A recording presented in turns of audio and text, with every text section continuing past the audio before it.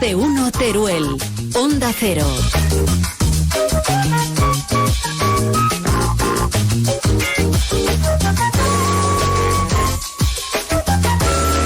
Desde que recibí la propuesta de tema para este martes en el Psicología Voces de Sicara, tengo muchísima curiosidad y tengo ganas de que llegara este momento ya, de estar con Alberto Gracia para que nos cuente esos beneficios terapéuticos que tienen los cuentos.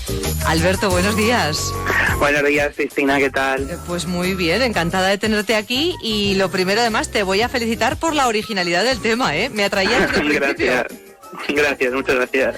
Y comienzo directo. ¿Cuáles son esos beneficios terapéuticos que pueden tener los cuentos? Sí, pues bueno, el principal beneficio que aporta trabajar con cuentos es la accesibilidad que nos da el contenido inconsciente de la persona, a la par que se normalizan esas dificultades, inevitables o no, que tenemos en la vida. ¿Y por qué es tan importante esto? Pues porque nos permite a las personas encontrar nuestras propias soluciones al reflexionar sobre nuestra propia historia, pero desde otras perspectivas. Dicho de otro modo, facilita la reestructuración cognitiva, emocional, incluso si queréis, de nuestras experiencias al poder ver esa situación desde otros puntos de vista, otros enfoques y buscar alternativas de respuesta y su viabilidad.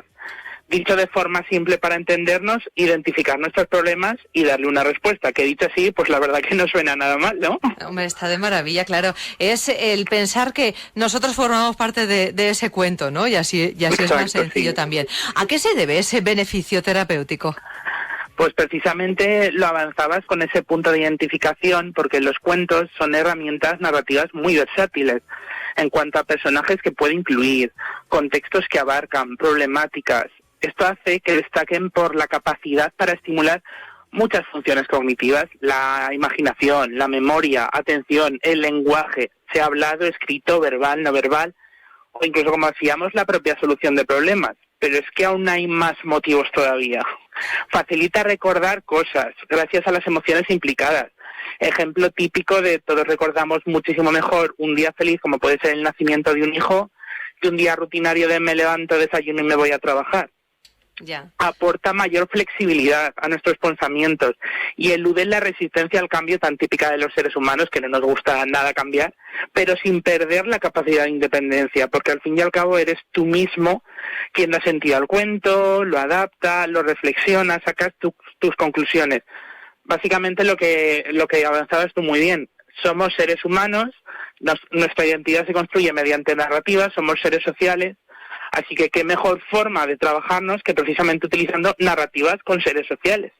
¿Y se debe también ampliar en edad? Porque, claro, se asocia normalmente el cuento con la infancia. ¿Nos centramos en ello o no? ¿Lo llevamos también a los mayores? Pues es cierto que estereotípicamente sí que se ubican los cuentos en un contexto más infantilizado, y de hecho no hay más que ver si tú, por ejemplo, vas a una librería, tienes estanterías llenas de libros de cuentos dirigidos para niños, pero no tienes algo así como una literatura más simple tipo cuento para adultos. Pero la respuesta a la pregunta sigue siendo muy sencilla. No son únicamente para niños. Los cuentos, en palabras de un autor llamado Bettelheim, ejercen una función liberadora, catártica, si lo preferís, de emociones, pensamientos, al permitir identificarnos. Es otra vez lo mismo que comentamos. Nos podemos identificar con los personajes, con los contextos, pero es que no solo nos identificamos, es que al hacer esto lo conectamos con nuestros propios contextos, nuestros propios personajes de nuestra vida. Y creo que estaremos todos y todas de acuerdo en que no solo necesitamos canalizar esas emociones en nuestra infancia, porque los adultos también sentimos y padecemos. Somos niños grandes, eso está claro.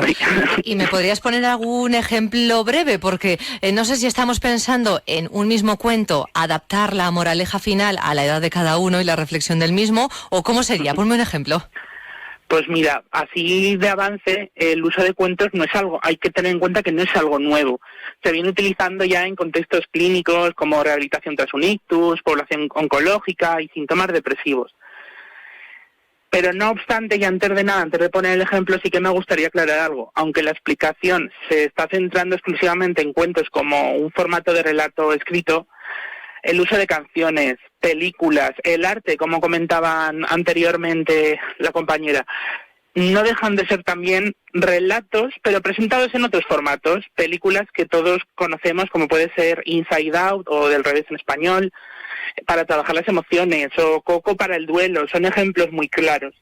Pero volviendo a los cuentos, os voy a leer un breve microrelato de Cosecha Propia, que son tres líneas muy breves, y os invito a los oyentes y a ti, Cristina, a que reflexionéis sobre él. Caperucita Roja ya no era tan niña. Ya no temía los bosques oscuros, ni tenía lobos feroces, ni indefensas abuelitas a las que visitar. Pero sí un burdo cazador. Ella era la presa, había sido cazada, y esto ya no era un cuento. ¿Qué os hace sentir este relato? ¿Qué te elude en la mente, Cristina, por ejemplo? Wow, pues yo pienso rápidamente en algún tipo de violencia sexual, rápidamente, ¿no? Muy bien, justo eso. Tenía preparada justo la pista, nos viene de maravilla. Precisamente, si imagináis lo que puede pensar por ejemplo, una mujer que ha sufrido violencia de género al leer esto, ¿qué emociones sentirá? ¿Cómo definiría esa Caperucita Roja que no dejaría de ser la representación de sí misma, su cazador que sería el agresor, posibles personajes nuevos que puedan aparecer, o incluso con el propio relato, bien de forma individual o bien acompañado por ayuda profesional, cómo podría deshilarlo para encontrar esa posibilidad de escapar de ese cazador? Este sería un ejemplo muy, muy breve, con un microrelato, como podéis ver, que son 3 líneas, que puede servir ya como primeras herramientas. Pues felicidades por el trabajo, Alberto, porque queda clarísimo gracias a la explicación, pero con el ejemplo todavía más. Y a los oyentes les animamos a que, si tienen todavía dudas, si lo necesitan, nuestros amigos de Sicara son también muy activos en las redes sociales y estarán encantados seguro de responderles. O incluso aquí, si quieren hacerlo a través de la radio.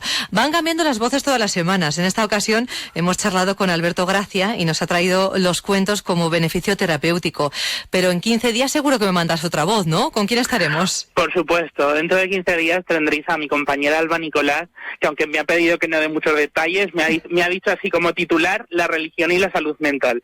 Religión y salud mental. Dejamos. Venga, pues con la duda me quedo ahora otros 15 días más. Alberto, gracias, muchísimas gracias por tu tiempo y gracias, por supuesto, por esa explicación. Ahora todos a reflexionar sobre los cuentos. Un saludo. Gracias a ti, Cristina. Adiós.